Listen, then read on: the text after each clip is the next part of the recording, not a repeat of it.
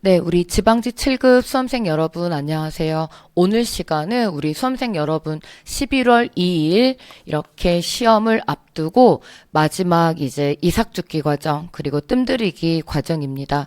전 영역으로 문학의 현대 그리고 고전 전체를 이렇게 다루는데요.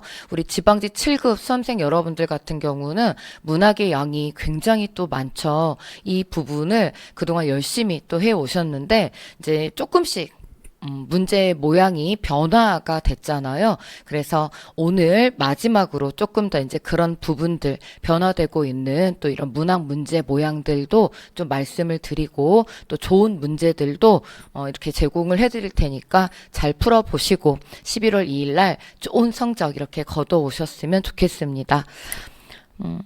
우리가 지금 마지막 이제 11월 2일 한 2주 정도 전인데요. 문학 독해 꼭 보고 가야 되는 이유.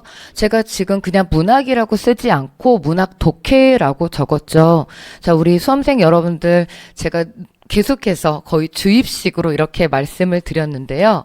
이게 독해하면 비문학만 독해가 아니라 문학도 독해, 비문학도 독해이다. 자, 우리 문학 독해, 비문학 독해에서 마지막 이제 과정에서 챙기셔야 되는 이론의 용어, 문학이나 비문학에서의 이론의 용어라든지 특히 이제 문학은 오늘 저하고 현대 문학을 이해하는 데 필요한 표현법 그리고 고전 문학은 장르적인 특성 이런 얘기들이 좀 필요하죠. 그래서 이런 부분들을 좀 양이 많으니까 압축적으로 우리 수험생 여러분한테 필요한 부분들을 같이 얘기를 해보도록 하겠습니다.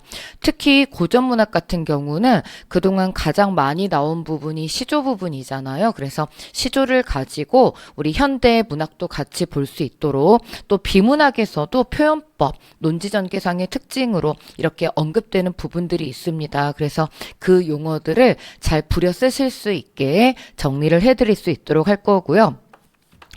자, 그리고 이런 이론형 독해 말고 독해형 독해 쪽 있죠.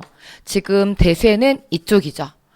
그러니까 이론으로 푸는 것보다는 생소하게 처음 보는 이런 지문이라고 해도 사실 이제 고전 같은 경우는 우리가 대부분 본 작품이 나오는데 현대문학은 지금 뭐 90년대 이상 것도 출제가 되기 때문에 내가 그 작품을 배웠다 안 배웠다 이게 중요한 게 아니라 잘려진 부분 시는 대부분 전문이 나오지만 그 부분을 가지고 우리 수험생 여러분들이 문맥적인 이해를 이렇게 잘 하실 수 있으셔야겠습니다. 그러니까 더불어서 이런 이제 비문학에 관련된 문맥 이해 이런 얘기들도 함께 좀 생각은 해보실 수 있을 거예요. 자, 그래서 오늘 먼저 이제 고시조를 제가 원투로 나눠가지고 고전의 이해와 함께 표현법을 적용하면서 유형별 문제 20개 문제로 시조가 사지선다 이렇게 등장을 하니까 굉장히 많이 등장을 할 건데요. 여러분 시조만 보자는 얘기가 절대 아닙니다. 시조를 통해서 고전 운문의 이해 그리고 고전 문학의 이해 그리고 현대 문학까지도 같이 볼 수 있는 표현법 그리고 이런 문학을 보는 눈까지 같이 정리를 할 거예요. 그러니까 굉장히 시조를 가지고 하나를 가지고 10가지 이렇게 공부를 하는 그런 방법으로 정리를 할 겁니다. 자, 그리고 우리 이제 유형별 문학 독해로 현대 문학은 운문과 산문 문학을 또 전체적으로 제가 20개 문항을 뽑아 가지고 왔습니다. 그래서 실제 좀 문제를 풀어 보시면서 우리 수험생 여러분들께서 마지막으로 내가 이런 부분을 좀 어려워하는구나. 이 부분 내가 조금 더 문제를 풀어보고 가야겠네 라고 하는 하나의 기준점 또 생각을 해 보셨으면 좋겠어요. 자, 오늘의 우리 데스 학습 목표는요. 방금 말씀드린 것처럼 기출 문제로 데려왔거든요. 그래서 기출 문제들을 통해 가지고 유형별 문제를 보시고요. 그리고 문학에서 꼭 보고 가셔야 되는 이론 정리들을 함께 해보도록 하겠습니다. 자, 그리고 이 페이지가 지금 제일 중요합니다. 여러분 이제 제가 5가지로 이렇게 정리를 해가지고 왔는데 이제 가장 많이 나오는 그 형태가 첫 번째 유사한 이제 운문이라고 한다면은 유사한 화자의 정서나 태도 고르기 이렇게 해가지고 사실 이 정서나 태도 같은 경우는 그 시 작품에 현대가 됐건 고전이 됐건 주제가 되는 거고요. 결국 읽어서 이해하는 부분이기 때문에 독해형 부분이라고 생각을 하시면 되고요.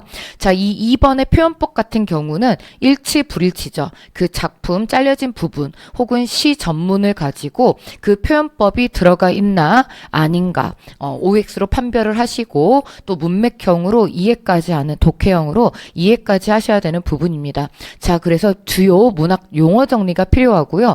표현법, 비유와 상징, 반어와 역설, 그리고 언어 유희, 대표적인 이런 표현법들 해가지고 한 10가지 것들이 오늘 함께 학습이 될 거예요.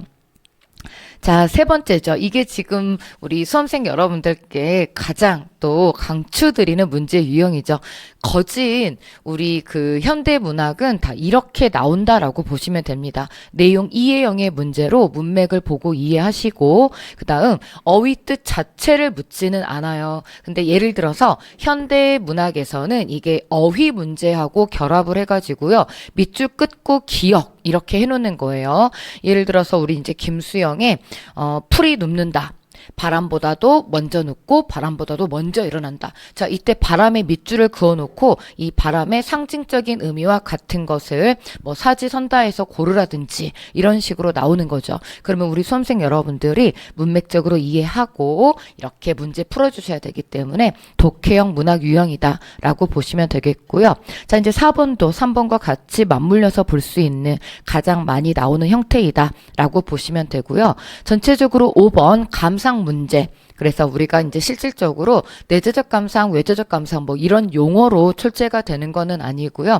사지선다에 우리 그런 이제 내용들이 내재적 관점으로 볼 수 있는 시라고 본다면 운율, 혹은 시어, 표현법 이런 것들을 그러니까 위에 있는 이런 것들이 총망라해서 이론형으로 그리고 독해형으로 내재적, 외재적이라고 한다면은 작가, 현실, 독자 이런 식으로 해가지고 사지선다가 구성이 됩니다. 자, 이게 이제 지금 현대나 고전에 시나 소설이 나오는 모양이고요. 사실 산문문학 같은 경우는 비문학이 일치 불일치가 안 돼 있으면 점수가 잘 나오지 않죠. 아무래도 운문보다는 좀 길게 이렇게 나오기 때문에 실제 시험 시간만 충분하다라고 한다면 우리 수험생 여러분들이 차분한 마음을 가지고 이렇게 읽어내시겠지만 아무래도 시간이 좀 촉박하잖아요. 그러니까 또 실제 시험장에 가면 떨린단 말이에요. 그래서 제가 이제 아까도 말씀드렸듯이 우리가 문학 이거를 이 시기에 꼭 보고 가야 되는 이유, 우리 수험생 여러분들 국어만 시험 보는 게 아니라 다른 과목들이 막 있어가지고 우리가 이제 좀 놓치고 가기 쉽잖아요. 그래서 오늘 전체적으로는 40개 이런 문제에 사지선다로 해가지고 만나는 문학 작품들로 하자면 굉장히 더 많은 중요 작품들을 만날 거고요. 그리고 표현법이 그 문제 속에서 읽어가면서 같이 정리도 되고 또 비문학의 이런 그 문맥 이해까지 해가지고 여러분들 오늘 굉장히 좀 알찬 이런 공부 시간이 될 것 같습니다. 자, 어제 시간 우리가 또 중요한 문법과 어휘 정리 있었는데요. 오늘 시간도 좀 어제도 제가 굉장히 여러분들하고 4시간을 정말 이렇게 손에 땀나게 이렇게 공부를 했잖아요. 오늘 시간도 여러분들이 좀 힘내서 이렇게 좀 가주셨으면 좋겠어요. 혼자 공부하는 것보다 이 4시간 함께 가면은 굉장히 많은 내용이 우리 수험생 여러분들한테 이렇게 꾹꾹 눌려가지고 많은 내용이 함께 이렇게 갈 수 있잖아요. 자, 그러면 이제 우리 수험생 여러분들과 함께 오늘 데스 학습 목표로 잡은 이 유형들 같이 정리하고 이론까지도 같이 이렇게 숙지하면서 실수 나지 않게 정리 잘 해보도록 하겠습니다.